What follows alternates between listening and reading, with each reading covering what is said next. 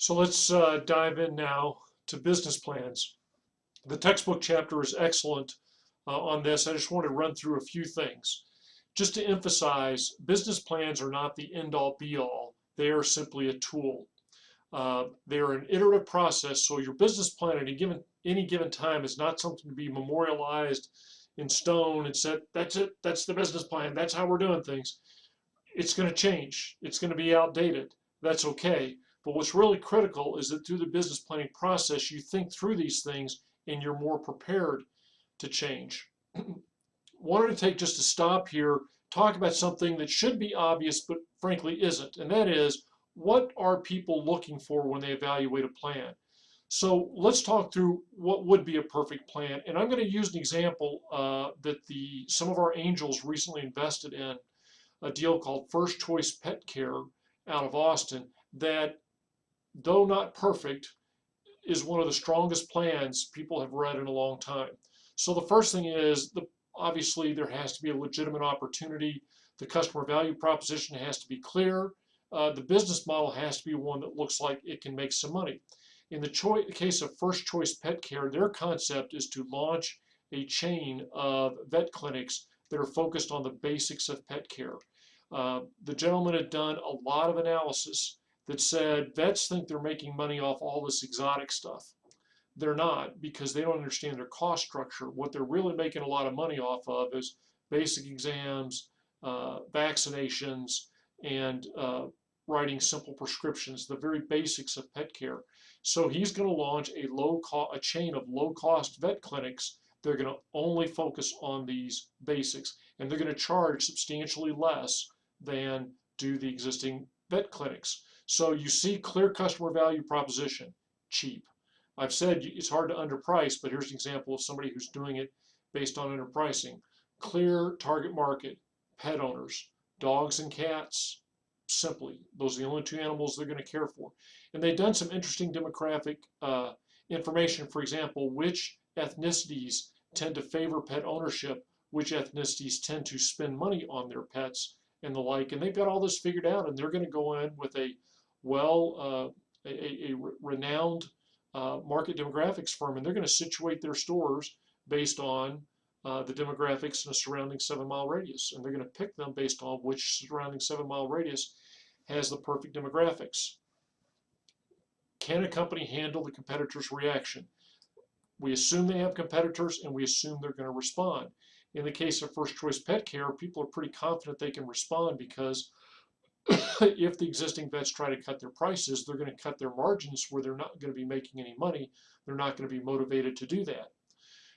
Next is the management team. The management team is extremely important. In fact, you will commonly hear, I don't invest in ideas, I invest in people. In the case of First Choice Pet Care, they have a chief veterinary officer who has some experience with low-cost vet clinics and also has a lot of experience consulting on how vet clinics can make more money. So they feel like they have the right chief veterinary officer. The founder is a money guy that understands how to run the business financially. So it looks like a good team. Firm is organized properly. In the case of First Choice Pet Care, there are some interesting laws in the state of Texas about who can own a vet clinic. Namely, it has to be a vet. So they have figured out a way to build the structure of holding companies, LLCs, and basically a hierarchy of how the investors could own up here as non-vets, but the vets down here own the pet clinic, but they don't really own anything. All legal, and it meets the requirements of the law. The next one may seem kind of funny. Risks are addressed. You would expect to say risks are hidden. People understand there are going to be risks. They want to know what they are, and they want to know how you intend to mitigate those risks. The financials have to be realistic.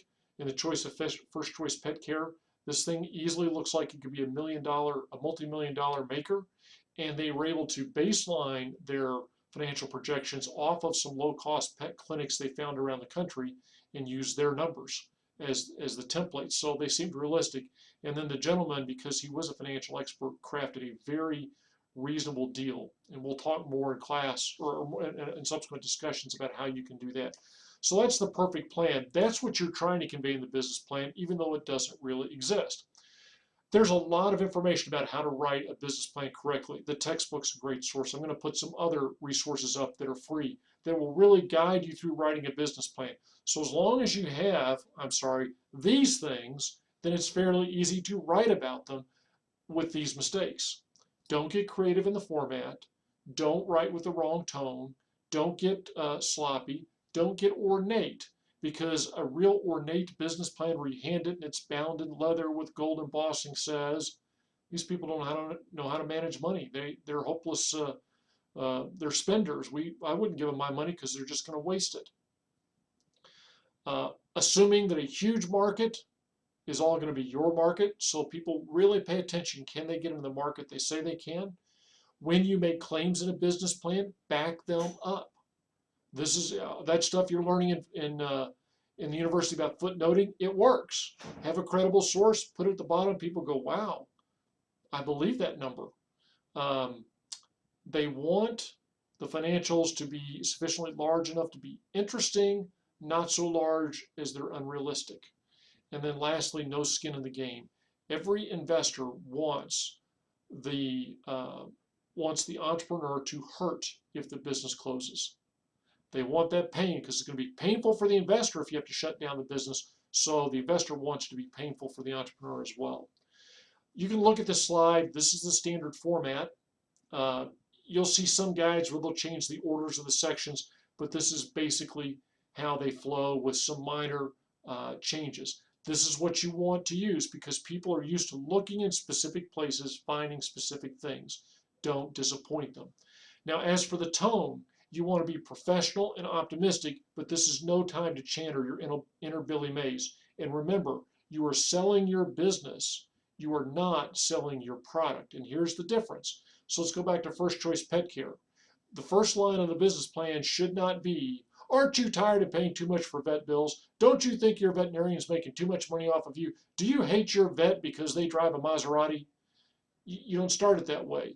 You start instead with a business-like tone that says, Americans spend X amount of billions of dollars annually on their pet care, and they could spend considerably less for comparable care.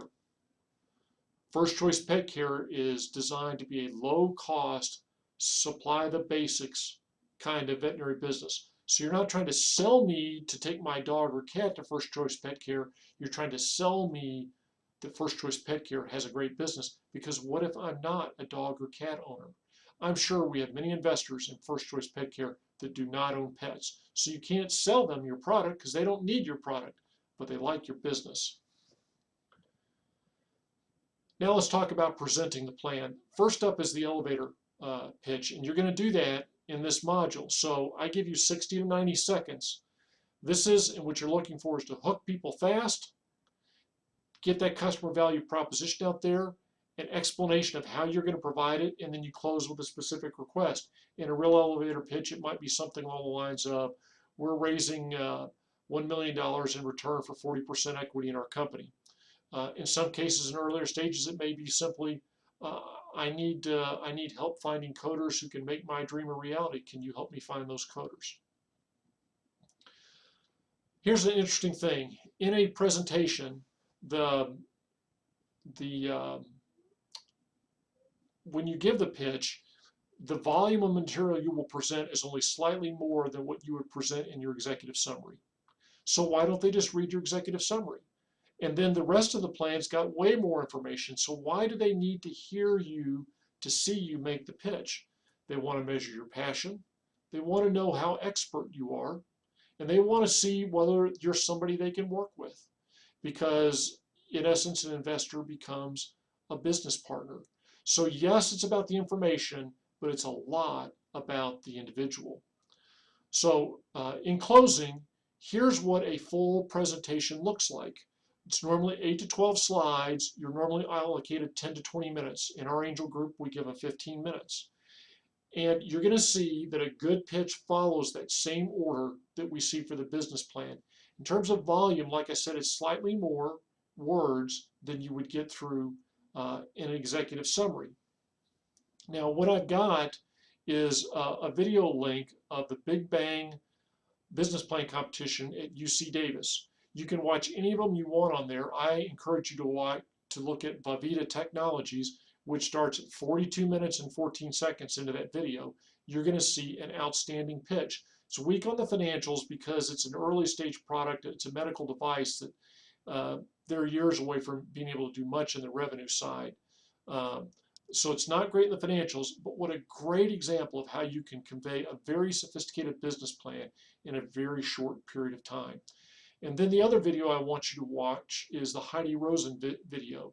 And the key is that at every stage, you are trying to get to the next step. So off of a presentation, you're not looking for somebody to take out their checkbook and say, well, that's it, ladies and gentlemen, let me write you a check. That's not the way it typically works. You don't marry somebody on your first date. What are you looking for on your first date? Remember, I'm an old-fashioned guy, so don't tell me what some of you might be looking for on your first date.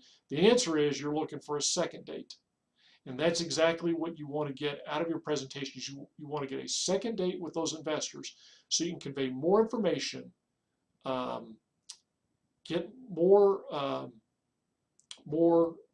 information, answer more of their questions, make them more convinced so that after 3 or 4 dates, perhaps, they do make that investment.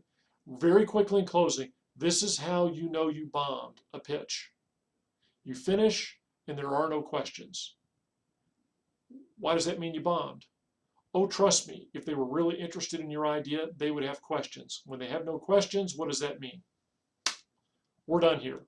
And so much for the video. We're done here. Good luck.